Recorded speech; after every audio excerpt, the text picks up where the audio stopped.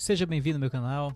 Hoje nós mergulharemos no primeiro capítulo do livro de Reis. Esse capítulo que é crucial na narrativa bíblica, você sabe disso, pois descreve a tentativa de Adonias se proclamar rei de Israel e, subsequente, a ascensão de Salomão ao trono. Nós exploraremos os eventos em detalhes e também teremos condições de entender os personagens envolvidos e analisar o que poderia ter acontecido se Adonias tivesse conseguido se tornar rei de Israel. Mas antes de continuar o vídeo, se você não é inscrito no canal, já se inscreve, deixa o seu like, nos ajuda com esse projeto para levar histórias bíblicas e a palavra de Deus para muitas pessoas em todo o Brasil. Muito obrigado.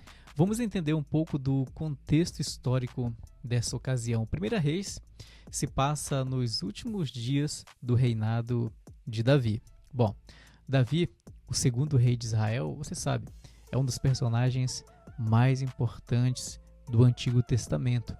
O seu reinado foi marcado por conquistas militares, expansão territorial e estabelecimento de Jerusalém como capital de Israel. No entanto, nos últimos capítulos da sua vida, Davi enfrenta problemas familiares e políticos que ameaçam a estabilidade do seu reino. Está um pouco próximo aqui, deixa eu afastar. Então, vamos falar um pouquinho sobre a sucessão do trono de Davi. Bom, a sucessão do trono de Israel não era um processo simples, diferente das monarquias modernas, onde a sucessão geralmente segue uma linha clara de herança. A sucessão em Israel envolve questões de direito divino, política interna e muito apoio militar. Davi tinha muitos filhos, você sabe muito bem, e a questão de quem seria seu sucessor era uma fonte de grande tensão naqueles dias, principalmente porque Davi já estava muito velho. Vamos entender então os personagens principais de 1 Reis. A primeira pessoa que nós vamos olhar agora seria Adonias. Isso mesmo, Adonias era o quarto filho de Davi, nascido em Hebrom, e com a morte dos seus dois irmãos mais velhos, Amon e Absalão, e a ausência de Queleabe, também chamado de Daniel, Adonias se via como o herdeiro legítimo do trono. Já pensou? Ele era conhecido por sua boa aparência e ambição também. No entanto, sua tentativa de se proclamar rei sem a bênção de Davi e sem a consulta a Deus foi um erro muito grave cometido por Adonias. O próximo personagem dessa história é Salomão, filho de Davi com Betseba. Embora mais jovem que Adonias, Salomão foi escolhido por Davi e pelo profeta Natã para ser o sucessor. Salomão é conhecido por sua sabedoria e posteriormente por construir o templo de Jerusalém. Nós temos ainda o profeta Natã. Natã foi conselheiro próximo e profeta de Deus em Israel. Ele desempenhou um papel crucial em garantir que a vontade de Deus fosse cumprida ao apoiar Salomão ao trono. Temos ainda uma personagem que é Betseba, mãe de Salomão. Também teve um papel fundamental, pois ela foi um instrumento de Deus em lembrar a Davi de sua promessa de fazer Salomão o seu sucessor. Já deixa o seu comentário aqui embaixo. O que você faria se você estivesse no lugar de Davi? O que você faria se você estivesse no lugar de Natã? Ou o que você faria se você estivesse no lugar de Adonias? Mas vamos para a tentativa de Adonias a se proclamar rei. Adonias, então, sem consultar a Davi ou buscar uma orientação divina, se proclamou rei de Israel.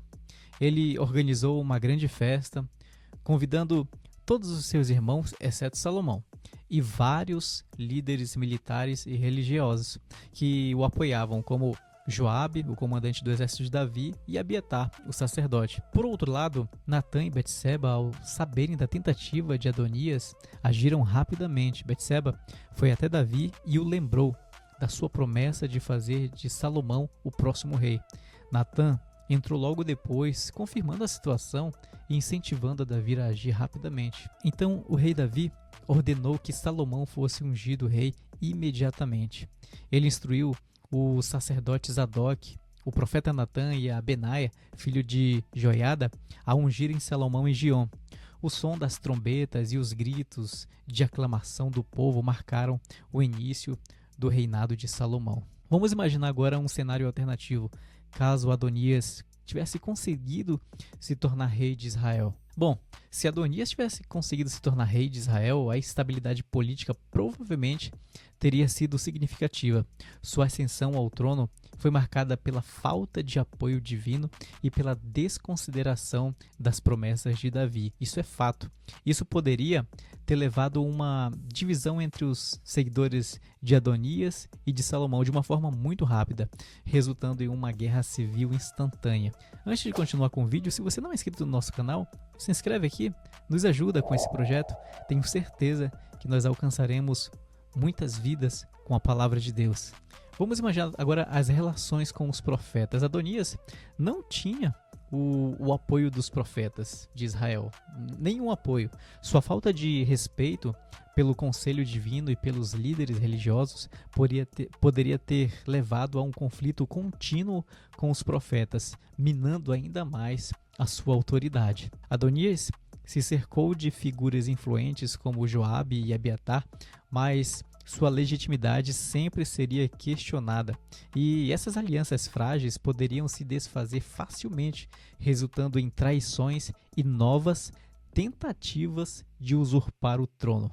Veja só, sem a sabedoria e a visão de Salomão, a construção do Templo de Jerusalém, um dos maiores marcos da história de Israel, poderia nunca ter acontecido. Você já parou para pensar nisso?